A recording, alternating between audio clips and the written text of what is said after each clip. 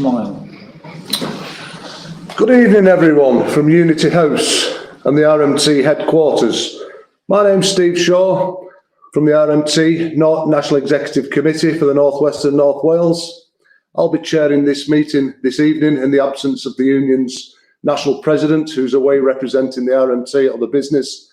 I'd also like to offer the apologies from Senior Assistant General Secretary this evening, Eddie Dempsey, who can't make it. I've also want to remind members logging into the meeting this evening that you can set auto subtitles on YouTube and Facebook. So that's just for anybody there who wishes to set the auto subtitles, you can do that. So welcome everyone to this important RMT member meeting, briefing about the Re-ballot and upcoming industrial action in our dispute to defend your pay, jobs and conditions. The reason for the Re-ballot is the anti-trade union laws, which mean that we have to re-ballot members every 6 months to renew the mandate. Our current mandate from the earlier ballot expires on the 23rd of November, so the action that was called this week by your union for the 3rd, the 5th and the 7th of November for Network Rail and the 3rd and 5th of November for the train operating companies will be covered by the original mandate. Members on the London Underground and Arriva Rail London are also taking action on the 3rd of November. The process we are going through with the Re-ballot is to renew that mandate so we continue to take action and give your negotiators the tools they require to reach a settlement to the current disputes. RMT members at all companies have stood firm in their fight so far, and your determination has brought the employers to the negotiating table, and the government has started to meet with this union. And that's why we are urging members this evening to vote yes in the Re-ballot. We're also required to conduct a postal ballot by law. The ballot papers were dispatched on Tuesday this week and should be hitting doorsteps any day now. They are sent directly from the Independent Scrutineer Civica and will arrive at your door in a green envelope. The General Secretary is shortly going to give an important update on where the union is with the campaign to defend your jobs, pay and conditions, and how the Network Rail negotiations are progressing. You'll then hear from the Assistant General Secretary, John Leach, sat to my left, about how the train company negotiations are going and the latest with Transport for London and the London Underground. We also have some members and reps joining us tonight to ask the panel some questions about the Re-ballot. The government today has announced legislation that is attacking your right to strike. The General Secretary will cover this in more detail later, but this shows why it's even more important now than ever to vote yes and exercise your democratic right to take industrial action. We had many questions submitted by members, and the panel will try to cover as many of those questions tonight as possible.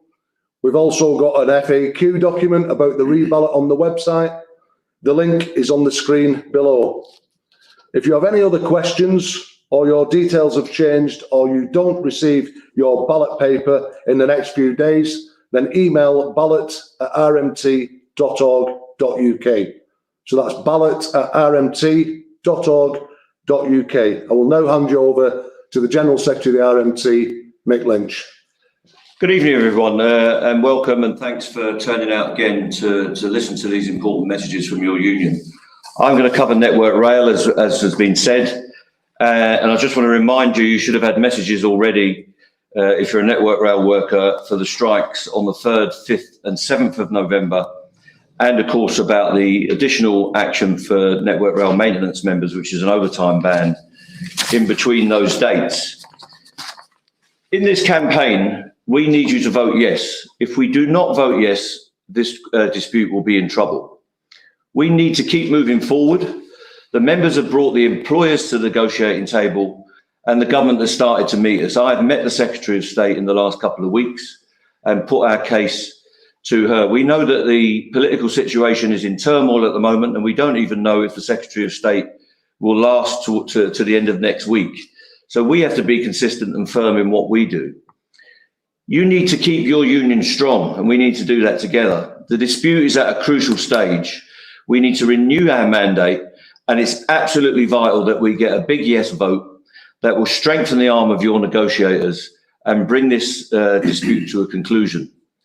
You need to keep your voice heard by your employer, and they only listen to us when they know that we are serious and that we're strong and that we're prepared to take action and take the action again. So send them a message that you want better pay, you want job security, and you want to protect your conditions. We've built a huge amount of public support, which I'm sure you've all experienced on the picket lines and at the rallies. That huge support is possible due to your actions and the opposition to rail bosses making massive profits from the public and from the subsidies that they enjoy.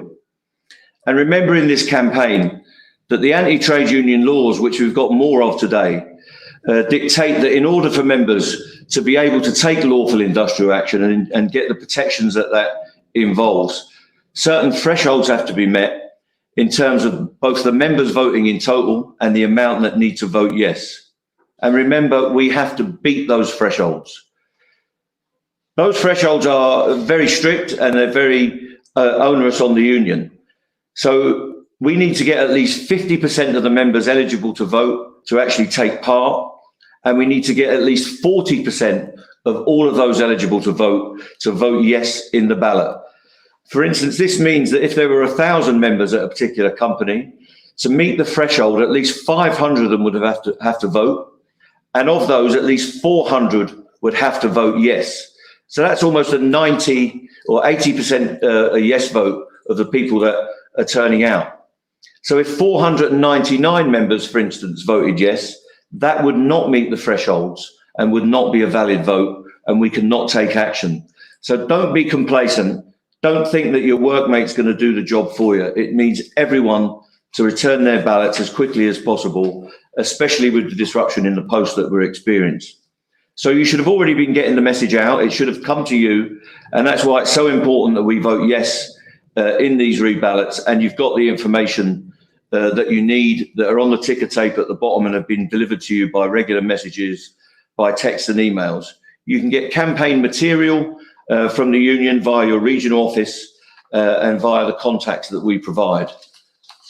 So every member needs to participate, and they should have all received a special edition of the RMT news recently.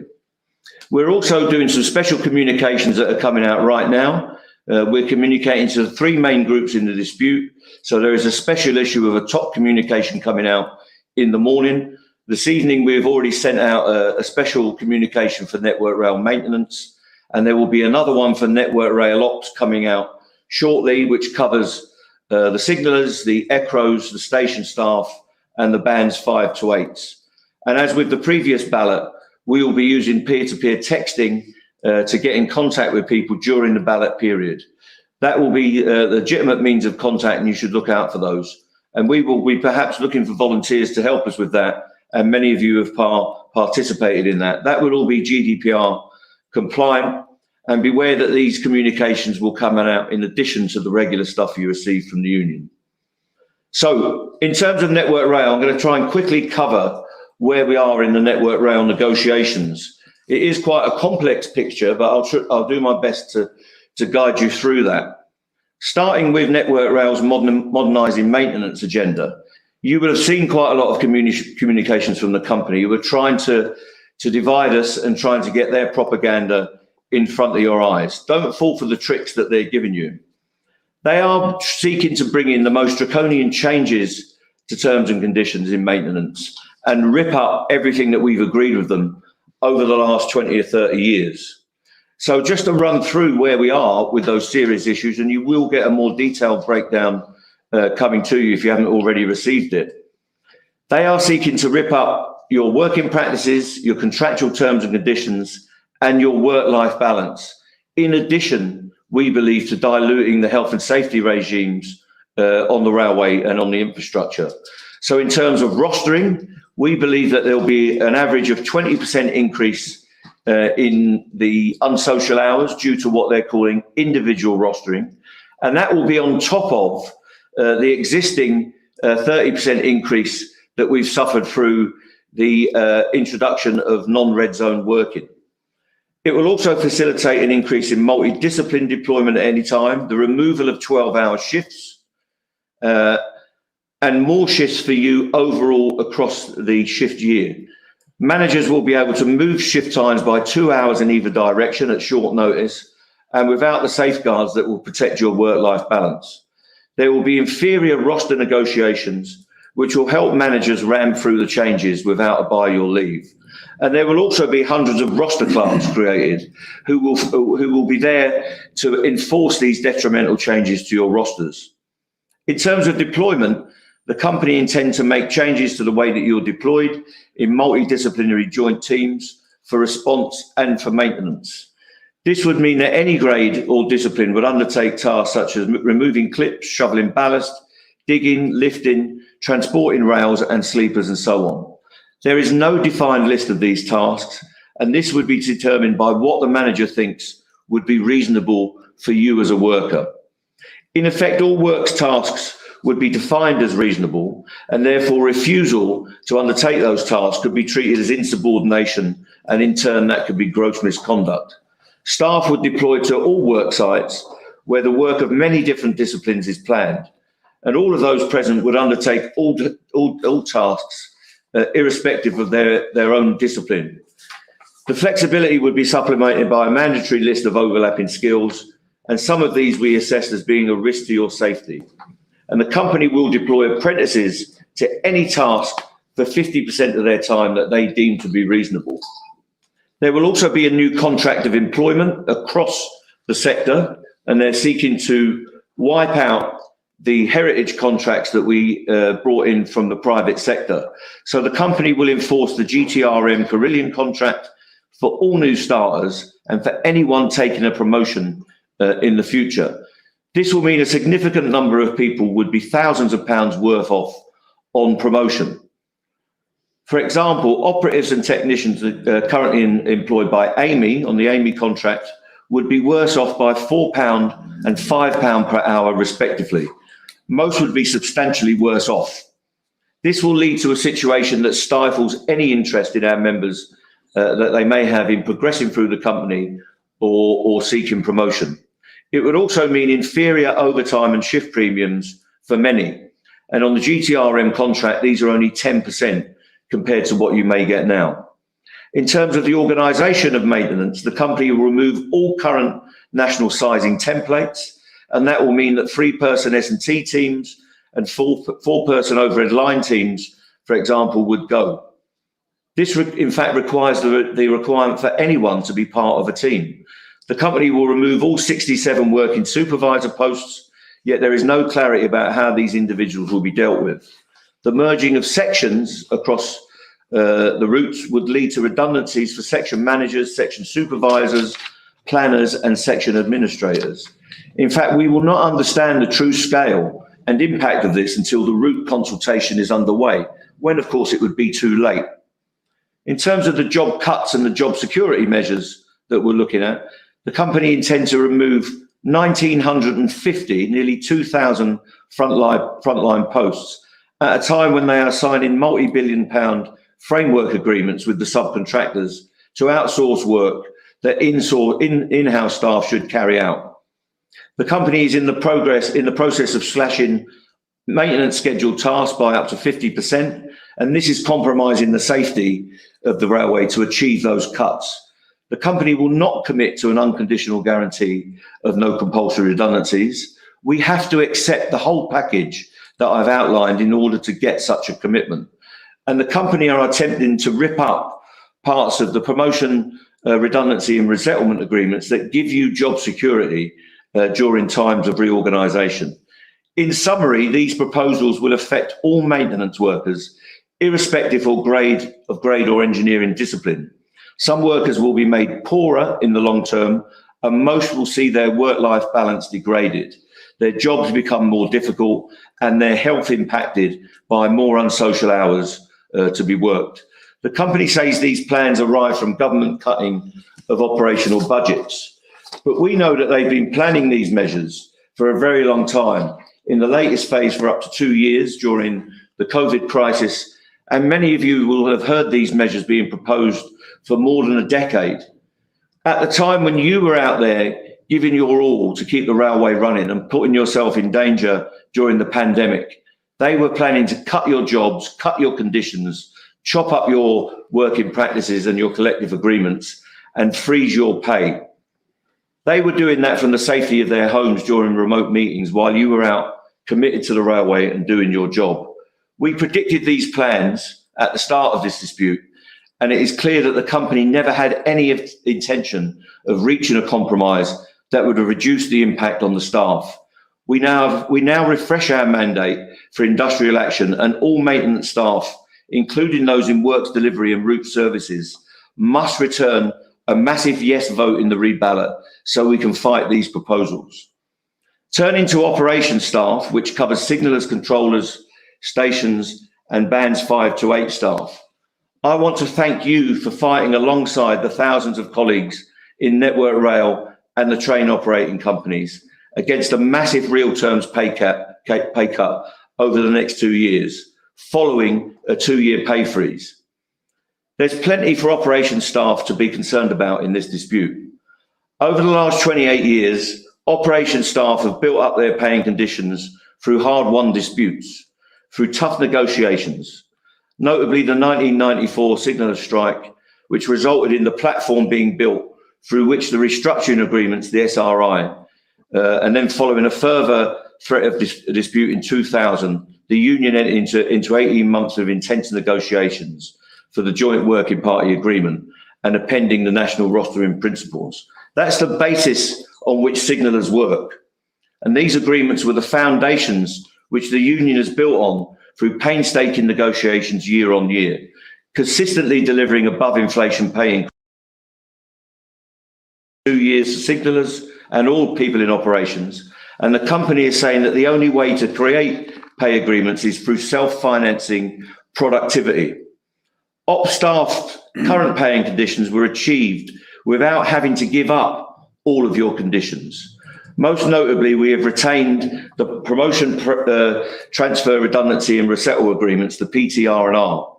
This agreement is something which all operations staff outside of role clarity contracts rely on for protection during re-signalling schemes and other changes. Not only does it provide for job protection and a fair and transparent method of redeployment, it crucially compensates staff who have to increase the distance they have to travel on a reorganisation. They are after these agreements, such as personal daily travelling allowance. These agreements have been consistently under attack, and we have protected them since privatisation.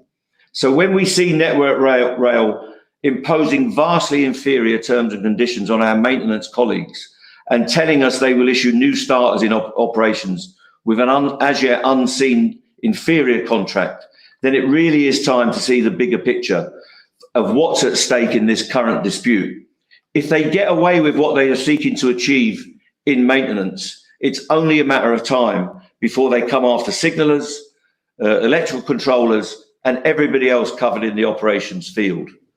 To be clear, if they get away with that, they are coming for you as well. Operations staff are not immune from the industry's desire to reset the railway employment model, as they call it, and they will be seeking to deepen the already £2 billion of cuts across our railway, and it will affect operations staff profoundly. And the measures that they've set in their proposals at the minute for op staff are only the thin end of the wedge. So it covers things like recruitment and training, covering probation, starting salaries, fixed term contracts, notice periods, candidate pools and other matters. Flexibility will be demanded of all of you, including employer justified retirement age, movement operations managers, mobile operations managers rather, and the national rostering principles and the rest of it. And that will mean you will have to work on other links and other locations if you're a signaller. They want you to manage your own competence structure yourself, do it online and all the rest of it. And they seek to bring in a new signaller JD, which could be to your detriment. They want to bring in signaller technology on a constant basis, and that means accepting mandatory automatic traffic management systems. Some of those issues will affect the ECROs as well. For stations members, we have been promised a new deal for these low-paid staff, but we've never seen it come to fruition, and we need that desperately. But if there's no money, as they say, there will be no deal, and they are seeking to blend our station staff through a new operating model with the existing TOC staff, and that will give more uncertainty and the threat of more job cuts and the threat of TUPE transfers going forward. With the bands 5 to 8, the issues of the poor pay structure that we've got, where people at the top of the band do not get an increase, has not been resolved, and there's no sign that the company wishes to do that. We have also seen in the recent weeks how ruthless Network Rail will be, and they are intending to make 45 staff at Westwood, some of our lowest paid members, compulsory redundant in the next few weeks. Taken together across the two sections of Network Rail, we have a massive attack on jobs and conditions, and a measly pay offer of 8% covering a 3-year period, when we all know that inflation is rocketing and we have a cost of living crisis at each of our doorsteps. They want the cuts and productivity in maintenance to fund this pathetic pay offer, which is totally unsuited to the needs of our members. Everyone in Network Rail must stand together now to achieve a fair deal for all of our members in that company. So every Network Rail member must vote yes and enable us to continue our campaign. If we don't deliver that mandate, we will be defeated, and they will impose their agenda on us in its entirety. So vote yes, and let's keep moving forward. All of our members in Network Rail, with our members in the TOCs, all grades united together. Vote yes and vote soon. Okay, thanks to the General Secretary there for his update on Network Rail negotiations. I'm now going to hand you over to the Assistant General Secretary, John Leach, who's going to give us an update on how the train company negotiations are progressing and around transport for London and the Underground. So, John Leach. Thanks very much, Steve. Well, good evening, everybody, and it's great to be able to talk to you again and report back on the negotiations that we've been having with the Rail Delivery Group. That's the senior management who've been tasked by the government to represent all 14 train operating companies at the negotiating table. And after I've done that, I'm going to talk a little bit about the situation in the London Underground and with our members on Arriva Rail London. But I also have to start with where the General Secretary finished, which is with a reminder to vote. The central theme of this broadcast tonight, amongst other things, is the necessity to get the vote out, to meet these thresholds. We can take nothing for granted. You all must vote. You must talk to your workmates. You must read the data on the screen tonight about if you haven't got your ballot papers, and we must get the vote out. It is absolutely critical that that is something that we all attend to in this next period. But the situation with the train operating companies is somewhat different from where we are with Network Rail.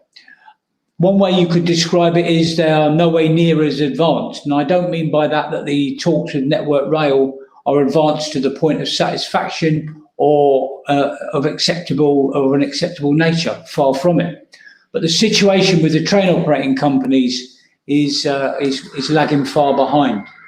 You see, what we see with the train operating companies is the hand of the government, completely and utterly destabilising these talks and preventing, essentially, the employers to come to the table and advance their own agenda, let alone enable us to reply to them. No fresh written offers have been made since the summer, and whilst there have been a number of negotiating meetings attended by myself and the General Secretary and other officers of the union, there has been no fresh offer. And that's why we can wait no more, and we must now act. And the industrial action that we've called must be supported, and I know will be supported by yourselves. But what I can tell you is that at the table they have outlined their proposals for the workforce across the 14 train operating companies, all 20,000 of you or thereabouts, and they are not what we want to be hearing here tonight. This isn't stuff you haven't heard before, but I'm going to need to go into some detail to explain to you what the rail delivery group and the government behind it have got in store for you. And this, at the moment, is in return for 2% pay rise for this year, nothing for last year, and 1% for next year. So it isn't even worth considering in that regard, but this is what they want in return for that. They have told us that it's their intention to repurpose, or call it whatever you want to call it, it's close every single ticket office in the UK. That's run by a train operating company. That means that 948 ticket offices will close, with the absolutely appalling consequences that will have for the safe running of the railway, efficient station staffing, and the staff that work there. They have told us that they have no further use for the old style ticket office where you're used to seeing somebody there. And of course, we know that that person's not just there to sell tickets and provide retail outlet. That person is the first point of contact if you need disabled access. That person is the first point of contact if you've lost a child. That's the first point of contact if someone's collapsed still on the platform. And that's what their plans are in that regard. And there's no way we can go there. This union will campaign and continue to campaign for ticket offices to be open right across the British Rail network. They have talked to us about the desire for a multi-skilled role. What does that mean? Well, basically, where you have a whole range of skilled grades across the 14 train operating companies across the country, they want to boil that down into about 3 or 4 specific grades, a multi-skilled role which would replace all of those grades that we've negotiated over the years. And this is far from acceptable to your union. They want the same for on-board grades, a highly important role on the railway. They have a disregard for as a concept, and they want to dilute that down to a point of where you just barely see any on-board staff. And that, of course, is also unacceptable to us. Staggeringly, they still are talking to us as a union about the role of the Guard, the dilution of the operational role and responsibility of the Guard in the safe running of the railway. Now, these are disputes that we've settled and fought over the years and that we will never let go of. This union, the RMT, understands you cannot have a safe running of the railway without a Guard on every train. And yet they keep coming back. They will not let this go. And this is one where the government's hand and spotlight is firmly on the management at the table. We will not rest in our determination, as we never have, in fighting for the role of the Guard. But as I say, they keep bringing that back as something they want in return for that pay offer that I just talked about. They have plans for catering, as I've already mentioned, fleet and administrative grades too. And these are by no means shaped up yet. But the common theme is about saving money, driving costs down, multi-skilling, and a dilution of people's working arrangements and their jobs. They're looking at what they call 7-day working. They're looking at our agreements, where over the years we've been able to retain 7 days working on the railway, but at the same time proper rostering arrangements, which in some cases still mean Sundays are outside the working week. We're not against modernisation. We're not against new rostering arrangements, but they have to be negotiated and they cannot be about making people's work-life balance shift working to you and me, people who understand what the railway's about at that expense. It's just not acceptable. They're looking at new contracts of employment. And our union still carrying the scars of the sacking of the P&O workforce by email. There's no way we're going through a fire and rehire process for our membership across all 14 train operating companies. But that's still something firmly in the employer's sights, and new terms and conditions for our members across the piece. And that's why tonight, the 3 pillars of this dispute for the train operating members of the RMT who will be out on strike in the next period are still not met. We still haven't got a satisfactory pay offer. We still haven't got a satisfactory guarantee around jobs, and we still haven't got a satisfactory guarantee around people's terms and conditions and protection of people's jobs in that regard. And that's why the industrial action has been called, and that's why we're going to need to support it. And I am absolutely confident that you will support it alongside colleagues on Network Rail.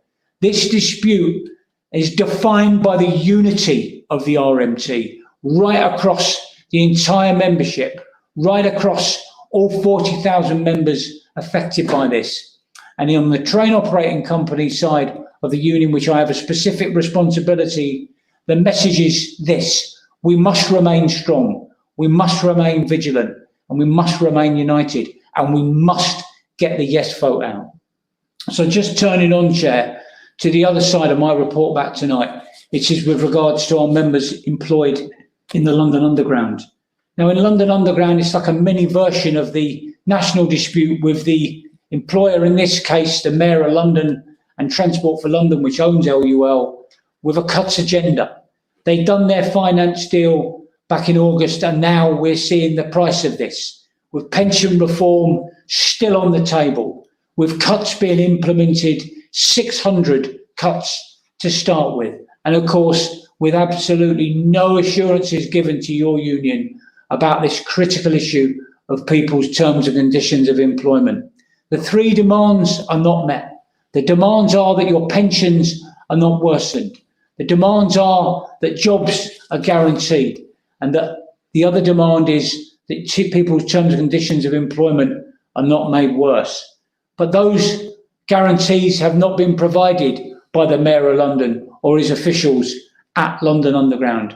Far from it. And that's why we've had to call our members to show their absolute determination to fight for these crucial issues. Now, let's just talk a little bit about these pensions, because you're going to be hearing a lot about this from TfL and LUL. They'll tell you that no proposals have been made about your pensions, and yet they've just signed up to a deal. They've just signed up to a deal which has produced this report about your pension. This report, which has talked about the pensions option paper, which is over 70 pages long, where they've set up a new director of pension reform, a new directorship, and where they're seeking a dialogue with all stakeholders, including the trade unions, about changes to people's pensions. They wouldn't be doing all of that if your pensions weren't in their sights. And let's be honest about this. They're not going to be talking about better pensions. They're going to be talking about cheaper pensions for the employer. And they're going to be talking about worse pensions for you. And read this report, because if you do, you'll find they're talking about two options. They're talking about options, both of which talk about you retiring much older than you do currently today. Both are talking about options which include higher staff pension contribution rates, and both of which are talking about the employers paying less. This is about your pension being made worse. And they just need to be honest about that, because this government has an ideological hatred of the TfL pension fund, and they will not let that go. And the Mayor of London will not fight hard enough for your pension fund. But your union, the RMT, will. And that's why we're on strike, along with the defence of people's terms and conditions, along with jobs on the 3rd. The same is true for our members in Arriva Rail London, who are fighting for a basic decent pay rise. And it is no accident that the solidarity that those members show every single day delivering the London Tube and the London Overground is what they're going to be using when they stand together, when they take industrial action on the 3rd, alongside their colleagues on Network Rail, alongside their colleagues in the train operating companies, in standing up for themselves and not being pushed about. And it's essential that that message is received and understood as well from here tonight. You see, I said this when we did this last time. I've been around a long time in London Underground TfL and this union as well. And we are seeing the membership standing up and being counted in a way in which it hasn't for decades. And we should feel proud about that and good about it, because that's what we are all about. We're about people sticking together, being transport workers and professional and dedicated about what we do and delivering our union on a day-to-day basis to protect itself. But this is the final message from me in my report back tonight. None of this can be achieved without the re-ballot being returned. We have to return a yes vote for our members in the train operating companies and in Network Rail, and we'll be doing the same again shortly in London Underground, but there'll be further announcements about that. So stand firm, vote yes, stick with the RMT, and we're in it till we win it. Thank you. Thanks very much, John. So, as I said, when we opened the meeting tonight, we've received many questions from members around the re-ballot. Hopefully most of them have been now answered. We've also produced a frequently asked questions document, and the link should be, see it below on the screen. We've also got some members and reps who are going to join us and ask the panel some questions this evening. So I'm going to introduce these reps and members onto the screen one by one to ask their questions. First up, I've got Dane Smith, the National Rep for Scotland at Network Rail Maintenance. Away you go, Dane. Hi guys, how you doing? My question is, following the action that we announced this week, can you confirm that we'll continue to escalate action to keep the momentum going? And will action short of strike action continue during this dispute, because it's been well received by members in Scotland? Yeah. Thanks, Dane. I mean, these are a really good question. And those of you that are involved in your branches and going to your regional councils out there will know that this is probably the most lively debate we have. What I'm glad to report, I go to meetings. I was in Liverpool at the weekend and I'm doing Zooms like other officers and NEC members, and the reps themselves are doing these meetings. The great thing about this dispute, we're not getting anyone who's saying they want to take it off. Nobody's saying that they want to pull back. Everybody's saying, can we do more? How should we do it? What's the most effective thing to do that brings all the members with us, brings the public with us, which is a good thing as well, and doesn't tire out our own members. So I can assure you, Dane, we give it a full debate, and I know you've been in the room sometimes when we've been debating it as well, and every option is considered. The National Executive Committee, and Steve's on that committee, go through all of the options. And I know some members get frustrated. They come up with what they believe is a good idea, and often they are, and they want to see their particular version of the action pursued. I can assure everyone, Dane and everyone else that's watching and listening, all of these issues are considered. So whether it's particular days, particular patterns that we've done. So we started the strike action with a 3-day initiative, which was very effective and very well supported and really had the impact. And then we've done other versions as we've gone forward. And the next phase will be a version of the 3-day strike for Network Rail, and a slightly different version for the TOCs, and then another version again for the train operators. But on one of those days, we will be bringing 54,000 members out on strike on the same day, which is more than 62% of our members. We're also varied it a bit with Network Rail Maintenance. We've put in overtime in between those days, if you like, and you'll have the details before you. So we will be flexible, but our main ambition is to make the most effective response to what we're faced with going forward. And as I said, keeping the members on board. So I'm not going to tell you, Dane, that it's going to be exactly as you've prescribed it. What I will say is in this latest phase, we've subtly changed the action, and it's up to us to go on the Zoom calls with the activists and the reps and listen to precisely what our members want. And I'm going to say this carefully. It may be that different groups do slightly different things. When we started, we said we all want to be together doing exactly the same thing, because that has the impact. It got us the headlines, it got us the effect, and members felt good about it, especially when we stopped virtually every train service right across Great Britain, even in the north of Scotland where we weren't on strike, so in ScotRail.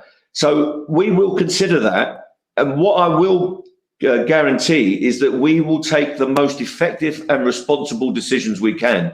That will include periods of escalation, but now it may mean that we vary it according to what we're responding to. And to explain to the other viewers, the issue in Network Rail Maintenance is really, really serious. It's slightly ahead, if you like, in the companies developing where they are, because they're looking to impose.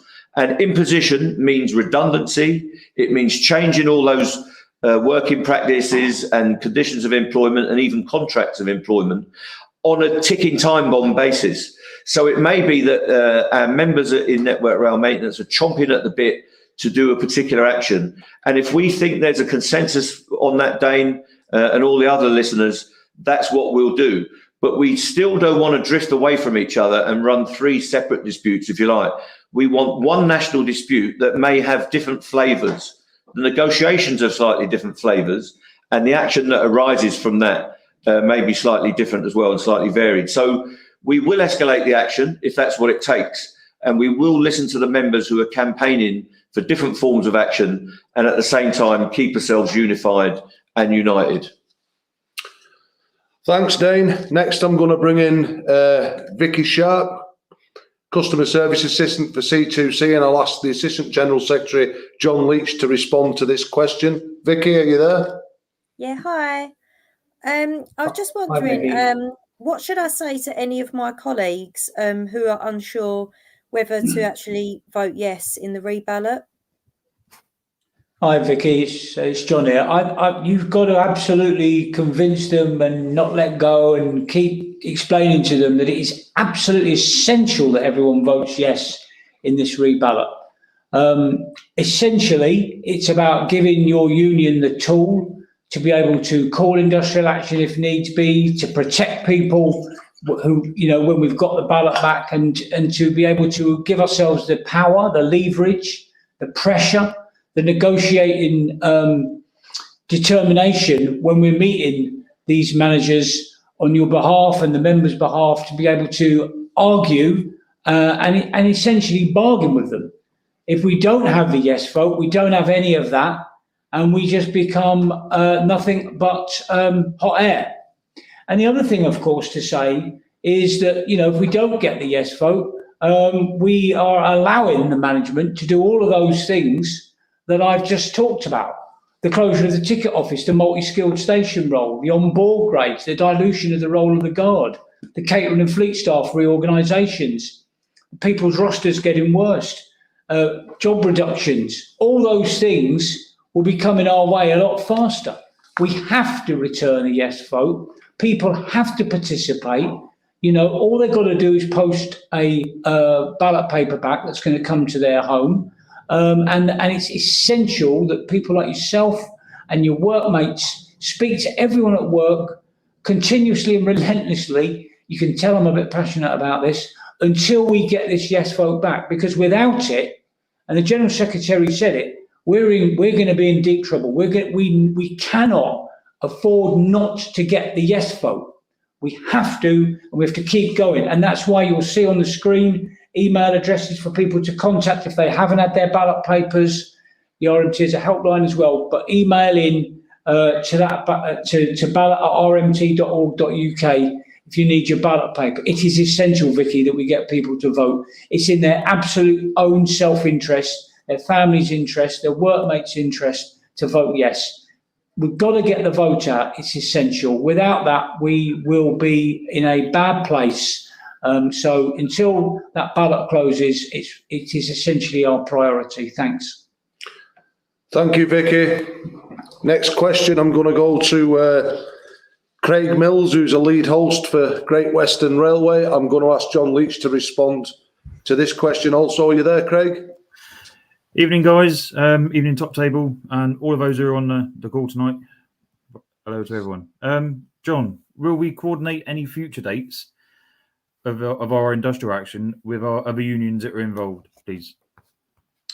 Well, yes, Craig. I mean, ideally we will do, and we do seek to always do that. I've been around a while, and you often hear it said, when will the unions work together? And of course, it's something we very much aspire to. And there is serious efforts on our part to talk to the other unions and have a joined-up approach with them.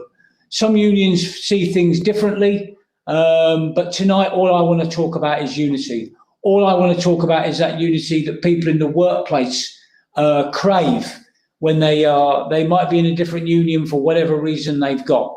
What we need is unity in action. between the trade unions, and therefore we will always seek to coordinate with the other unions. Myself and the other senior officers, General Secretary, of course, is in a regular dialogue with the other unions to get to a point where we can work jointly together. But each union, in fairness, is an independent organisation of its own accord. RMT makes its own decisions democratically and constitutionally, and that's the way it will always be. But, we will always seek to work with the other unions wherever we can. But we're only interested in working if it means winning. We're only interested in working and coordinating if it's about pursuing this dispute.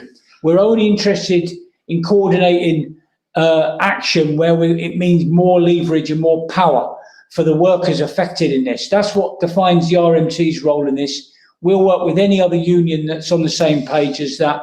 We always have done, and we always should do. Thanks. Yeah. Craig, we don't want to coordinate non-action, which is what some unions would be happy with. If it's action we need to coordinate, not inactivity. Good point, John. Thank you, Craig. Next, I'm going to bring in Uchi Nagadi, who works in a ticket office for GTR, also the Croydon number 1 branch secretary, and I'm going to ask the General Secretary to respond to this question. Uchi, are you with us? Yes, I'm with you. Good evening, all. My question is, has anything changed since the new Transport Secretary was appointed? And how are we going to respond to the government's plans to attack the right to strike? Well, this is the question of the day, I suppose, Uche, and thanks for putting it, because we've had developments this morning with the government while I was at the TUC with the delegation. So in terms of meeting the new Transport Secretary, well, the last one wasn't very bright, but he's now the Home Secretary, so he's had a promotion, and he refused to meet with us and spent all his time on the airwaves explaining why he refused to the role of the Secretary of State, which is the senior person. In the contracts that they've got with the train operating companies, the Secretary of State is named as the person responsible for the industrial relations of each of those companies. That's the 14 TOCs that we've got in dispute. That's in there in black and white. They're also responsible for the mandate, the position that the companies bring to the table. So until that Secretary of State, the Transport Secretary, changes their position, and the train operators have told me this directly, they cannot make us a new offer. So there's no offer on pay other than the public sector pay norm, which was 2%. But that was offered to everyone in the NHS, in schools and everything in the councils. So there's no offer on the table. So she met with us. She's called Anne-Marie Trevelyan. She met with me and she met with Mick Whelan from ASLEF. And I believe she's met with TSSA earlier this week as well. And she was quite warm and friendly. She's, as I said, she's a little bit brighter than the previous incumbent. But that doesn't mean she's going to do anything. And effectively, all that we got to do was just download to her and her officials what our position is and the need for them to come off the fence and change their position. So she hasn't done that. In fact, it's good cop, bad cop, because Anne-Marie Trevelyan on that day was saying we're all a family on the railway and all that nonsense we've heard down the years. But today she said to us, we're going to try and break your union. And make no mistake that these anti-union laws are targeted at our union directly and our effectiveness. And they're targeted at railway workers in particular, because they feel threatened by our union power. So I don't think anything's changed. And the employers are telling me that as well. Until they get a change of direction from the government, they will not be able to make us a new offer. So we've got to keep that pressure up. And given the disarray in the Tory ranks that we're seeing this week and even this afternoon, and for all I know, while I'm talking to you, there could be another Transport Secretary coming along in short order. So let's keep the pressure up, and this industrial action is part of that. In terms of these anti-trade union laws and the minimum service levels that they're seeking to bring in, I need to be absolutely clear about one thing. This was in their manifesto in 2019. They haven't delivered it until 3 years later. It's not going to go through Parliament next week. It's introduced. That means it's just laid down as a document. And they have to go for a whole parliamentary basis, including through the House of Lords and back, select committees and all this stuff you've heard about, including a public consultation. And it will need real direct, real legislation, not just regulations, as we understand it, in order to bring it in. We believe, and the TUC believes, that some of what they're proposing is actually illegal. We certainly know it's immoral and an imposition on our human rights and our right to strike. We believe it may be against the International Labour Code, which makes it illegal, and it may be against the Human Rights Act, which would also make it illegal. So we will challenge it in the courts. We should challenge it on the streets with demonstrations, and we will also challenge it industrially. But it won't affect what we're doing now. The earliest they could get this in is sometime in 2023. Our mandate under the present laws will take us forward when we renew this through a whopping yes vote into the middle of next year, May or June or sometime like that, once we've got this mandate delivered. So we are not going to be deflected by what they're doing. I think the pressure is on them. They're looking desperate. And the reason they want to change the law is because they're losing the argument. They've lost it on the railway. They haven't got a clue what they're talking about, but they're losing it with the rest of the workers of Britain in health, education, public services, and in the private sector. Britain is ready for a change, I think. They're ready for a change in the workplace. They want a square deal, but they're also ready for a change of government. And if we can help to bring that around, we'll do that. But that's not the purpose of this strike, is to get us a deal. But we will carry forward our dispute on the current arrangements. We won't be deflected by what they're doing.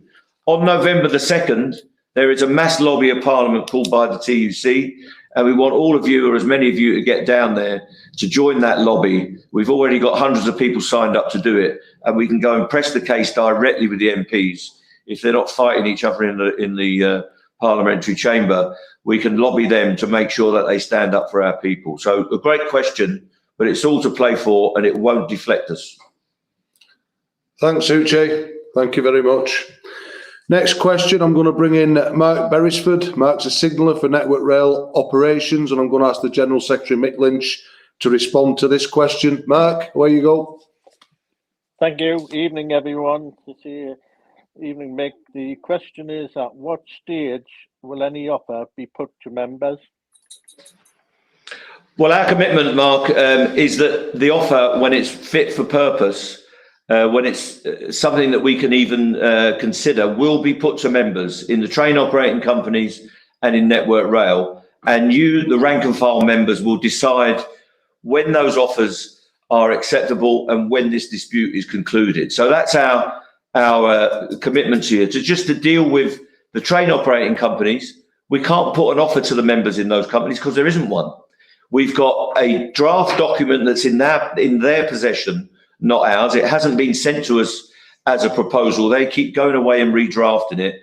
And it's all the terrible things that John has set out and that many of you will have seen in the documents, and you're getting another one coming your way. But there is no pay offer whatsoever.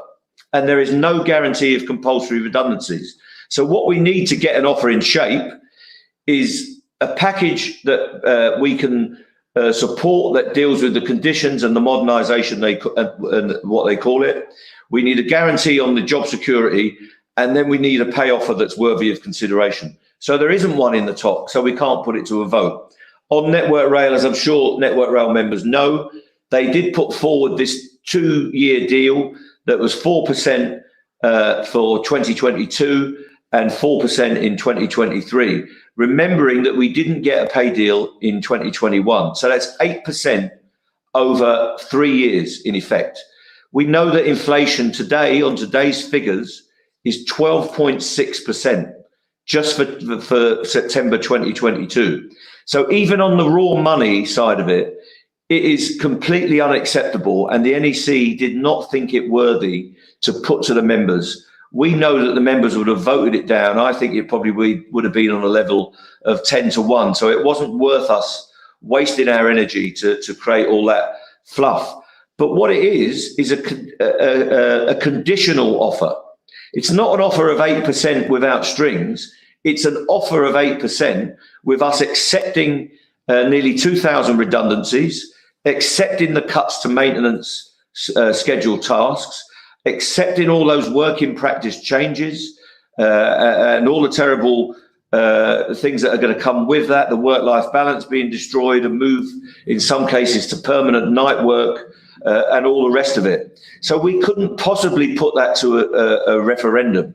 So what our message is to Network Rail is that they must back off on the proposals that they're putting to us on conditions, and they must make us an improved offer on pay and the job security angle. As soon as we get an offer that is worth considering, the NEC will take it and they will put it to you, the members, for you to decide in a referendum vote, because that is our policy anyway. The only time that we accept pay offers in particular without a vote is where there are no strings attached. It's absolutely clear that it's a reasonable offer. And we've done that, in fact, in Network Rail on a couple of occasions where there's been no strings attached and we had the mass reps meetings. It's likely that anything that we hear from them that we get in writing, we will put to a reps meeting with the NEC and everybody else in attendance. And many of you have been to those meetings before, and then that we'll put it to a referendum of our full membership. So as soon as there is an offer fit to consider, we will put that to you and you will decide the course and outcome of this dispute. Thanks, Mark.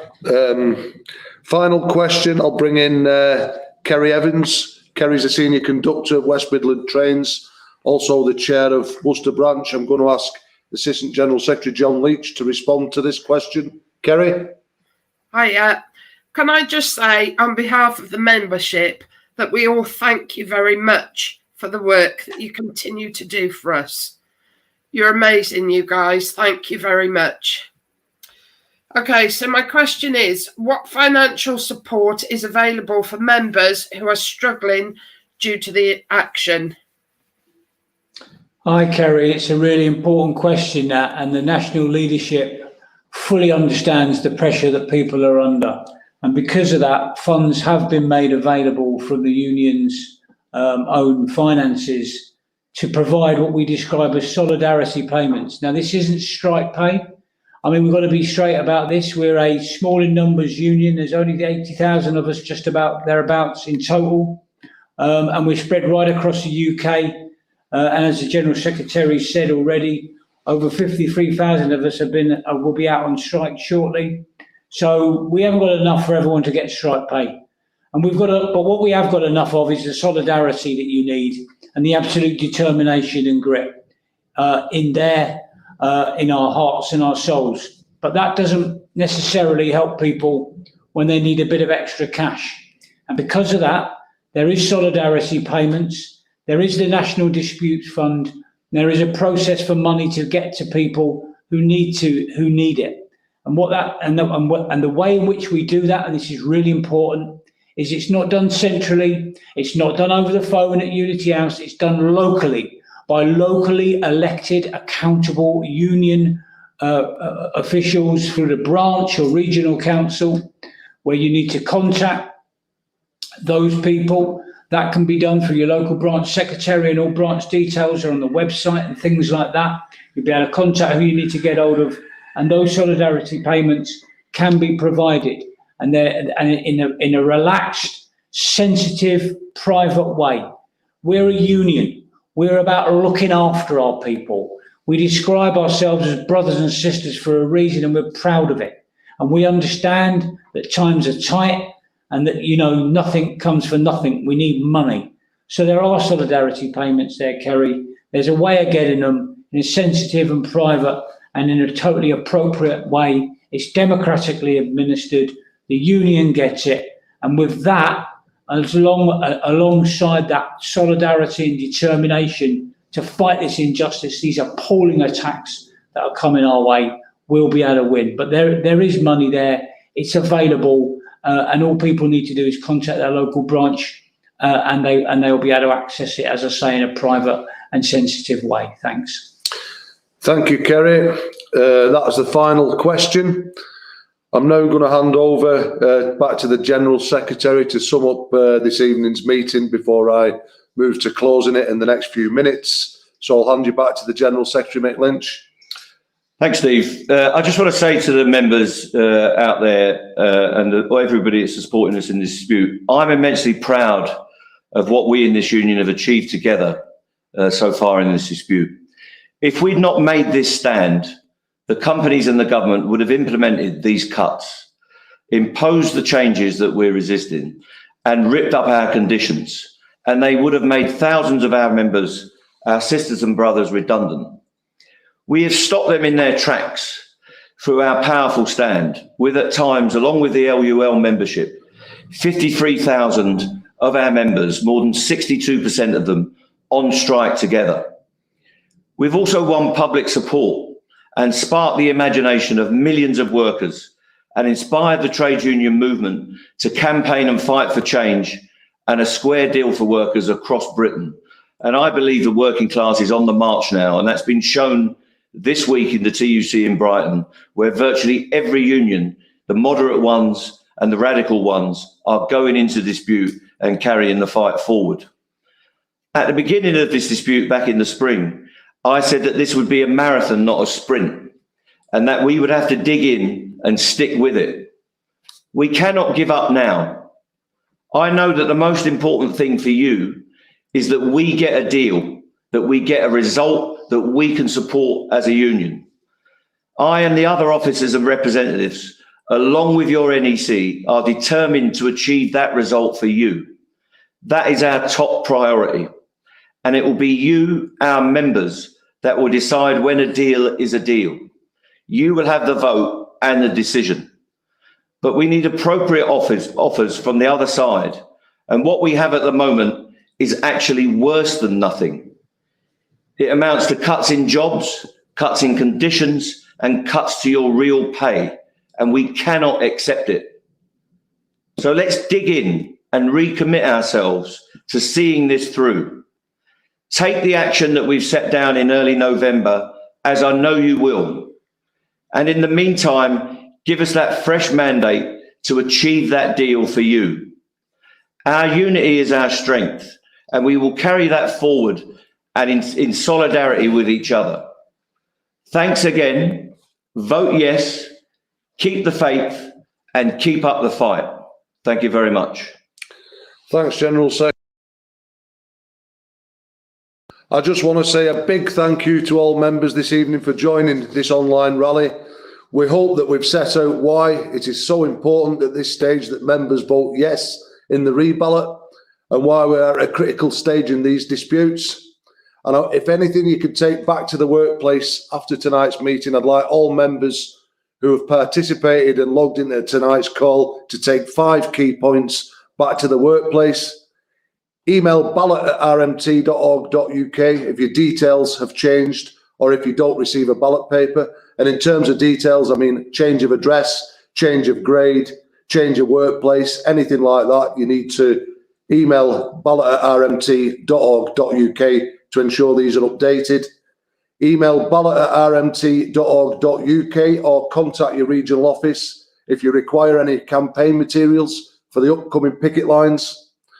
Everybody should get back into the workplace and mobilise for the biggest possible turnout for the TUC lobby and rally on the 2nd of November in London. Lobby your MPs to oppose these minimum service levels. Spread the word to colleagues about why a big yes vote will strengthen your negotiators' position. And most importantly, get your ballot papers back as soon as possible and ask your colleagues to do the same. Once again, a big thank you for joining us this evening, and good night.